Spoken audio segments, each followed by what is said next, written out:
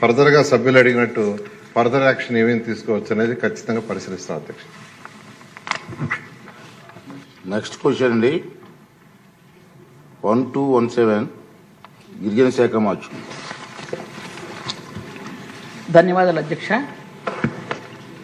అధ్యక్ష, ఒకటో ప్రశ్నకు సమాధానం జీవో నెంబర్ 3 ప్రకారం గతంలో గిరిజన ఉద్యోగులకు కేవలం గిరిజన ప్రాంతాల్లోనే నియమించడం లేదా బదిలీ చేయడం జరిగేది అధ్యక్ష. అయితే ఆ జీవోని సుప్రీంకోర్టు 2020లో కొట్టివేయడం వల్ల గిరిజన ఉద్యోగులు బదిలీలు కానీ నియామకాలు కానీ దానికి లోబడి చేయడం జరుగుతుంది అధ్యక్ష.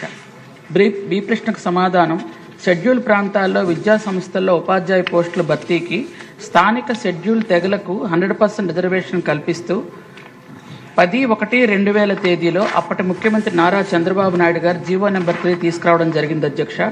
ఆ తర్వాత దాన్ని సుప్రీంకోర్టులో చేబోల్ లీలాప్రసాద్ అనే వ్యక్తి కేసు వేయడం ద్వారా సుప్రీంకోర్టులో 5 న్యాయమూర్తుల రాజ్యాంగ ధర్మాసనం దాన్ని రద్దు చేయడం జరిగింది అధ్యక్ష.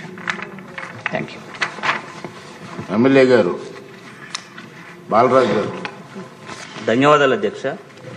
భారత రాజ్యాంగంలో బాగా వెనుకబడిన ప్రాంతం 5వ షెడ్యూల్ ఏరియాలో చేర్చడం జరిగింది అధ్యక్ష. ఈ ఏరియాలో ఆదివాసీ నివసిస్తున్నారు అధ్యక్ష. వీరి భాష, వీరి సంస్కృతి, సాంప్రదాయాలు కూడా చాలా ప్రత్యేకంగా ఉంటాయి అధ్యక్ష.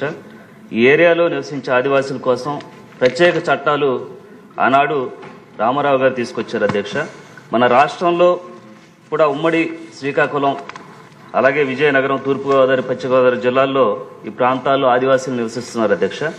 ఈ ప్రాంతంలో నివసిస్తున్నటువంటి ఆదివాసీ సామాజికంగా, ఆర్థికంగా బాగా వెనుకబడి ఉన్నటువంటి ప్రాంతాల్లో నివసిస్తున్నారు అధ్యక్ష. అందువల్ల ఈ ప్రాంతంలో నివసిస్తున్నటువంటి ఆదివాసీల కోసం జీవో నెంబర్ 3 ద్వారా షెడ్యూల్ ఏరియా ప్రాంతాల్లో ఉపాధ్యాయ ఉద్యోగ కల్పనలు అంతా ఆదివాసీలకు ఇవ్వాలని ఆ రోజు పేర్కొన్నారు అధ్యక్ష. దీనివల్ల ఉపాధి కాకుండా సామాజికంగా, ఆర్థికంగా అభివృద్ధి అవకాశాలు కూడా ఆదివాసీలకు ఎక్కువ ఉంటాయి అధ్యక్ష. కానీ గత ప్రభుత్వాల వైఫల్యాల వల్ల ఈ జీవో నెంబర్ 3ని రద్దు చేయడం జరిగింది అధ్యక్ష. దీనివల్ల గిరిజనులు చాలా నష్టపోయేటువంటి పరిస్థితి ఏర్పడింది అధ్యక్ష.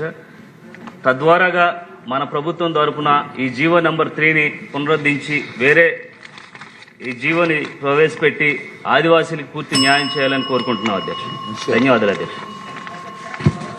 బాలరాజు గారు చెప్పినట్టుగా అక్షరాల నియోజక 40 లక్షల మంది గిరిజనులకు సంబంధించినటువంటి ఇది సమస్య అధ్యక్ష. గౌరవ ముఖ్యమంత్రి వర్యులు, అప్పటి ముఖ్యమంత్రి వర్యులు నందమూరి తారక రామారావు గారు 1986లో జారీ చేసిన జీవో నెంబర్ 275 అధ్యక్ష. దాని ప్రకారం అప్పట్లో షెడ్యూల్ ప్రాంతాల్లో ఉన్న ఉపాధ్యాయులకు కానీ అక్కడ ఉన్నటువంటి వాళ్ళకందరికీ ఎస్టీ ఏరియాలో ఉన్న వాళ్ళందరికీ ఉద్యోగాలు ఇవ్వడం జరిగింది అధ్యక్ష. అయితే జీవో నెంబర్ 275 తరువాత కాలంలో దాన్ని కూడా రద్దు చేయడం జరిగింది అధ్యక్ష. ఆ తర్వాత 2000 వరకు ఇంకా ఏ జీవో లేకుండా మరలా ప్రభుత్వాలు కృషి చేసి గౌరవ ముఖ్యమంత్రి వారు నారా చంద్రబాబు నాయుడు గారు 2000 సంవత్సరంలో గిరిజనులకు ఎంతో ఉపయోగకరమైనటువంటి గిరిజనుల జీవనానికి, ఉద్యోగ ఉపాధికి అవసరమైనటువంటి జీవో నెంబర్ 3ని తీసుకురావడం జరిగింది అధ్యక్ష. 5వ షెడ్యూల్ ప్రకారం అయితే స్థానిక ఎస్టీలకు 100% రిజర్వేషన్ కల్పిస్తూ జీవో నెంబర్ 3ని జారీ చేసడం జరిగింది అధ్యక్ష. దాని ప్రకారం అక్కడ ఉన్నటువంటి గిరిజనుల బదిలీలు కానీ, ఉద్యోగులు కానీ అన్నీ జరగడం కొనసాగింది అధ్యక్ష. అయితే 2020 సంవత్సరంలో గత ప్రభుత్వంలో జగన్మోహన్ రెడ్డి ముఖ్యమంత్రిగా ఉండేటప్పుడు ఈ జీవో నెంబర్ని సుప్రీంకోర్టులో మళ్ళీ క్యాన్సిల్ చేయడం జరిగింది అధ్యక్ష. క్యాన్సిల్ చేసేటప్పుడు కూడా కనీసం ఒక లాయర్ని పెట్టడం కానీ, వాదించడం కానీ ఏమీ చేయకపోవడం వల్ల 40 లక్షల మంది గిరిజనులకు కూడా అన్యాయం జరిగింది అనే విషయం తమ ద్వారా గౌరవ సభ్యులందరికీ, అలాగే ఉన్నటువంటి 40 లక్షల మంది గిరిజనులకి, 5 కోట్ల మంది ప్రజలందరూ కూడా నేను ఈ విషయం తెలియజేస్తున్నాను అధ్యక్ష. కాబట్టి ఇప్పుడు మళ్ళీ గౌరవ ముఖ్యమంత్రి గారు దీని మీద అన్ని ఐటీడీఎల్లో మీటింగులు పెట్టి అక్కడ ఉన్నటువంటి ప్రజాప్రతినిధులు, అలాగే ఉద్యోగస్తులు, స్థానికంగా ఉన్న ప్రజలు అందరి తాలూకు అభిప్రాయాలు తీసుకొని దీని మీద ఒక చట్టం తీసుకురావాలన్న ఉద్దేశంతో, ఒక మంచి ఉద్దేశంతో ప్రభుత్వం ఉంది అధ్యక్ష. థ్యాంక్ యూ అధ్యక్ష. Question number 1275 please. Sir 1275 irrigation minister గారు. సార్ నేను నిన్న ఒక నిర్ణయం తీసుకోవడం జరిగింది. ఆ నిర్ణయం ప్రకారం ఏంటంటే 10 o'clock క్లోజ్ అవ్వకపోతే మిగిలిన క్వశ్చన్లన్నీ కూడా డీమ్ టు ఆన్సర్గా ప్రకటించవలసి వస్తుంది. అంటే మిగతా సబ్జెక్ట్ కూడా అవకాశం మనం ఇవ్వాలి.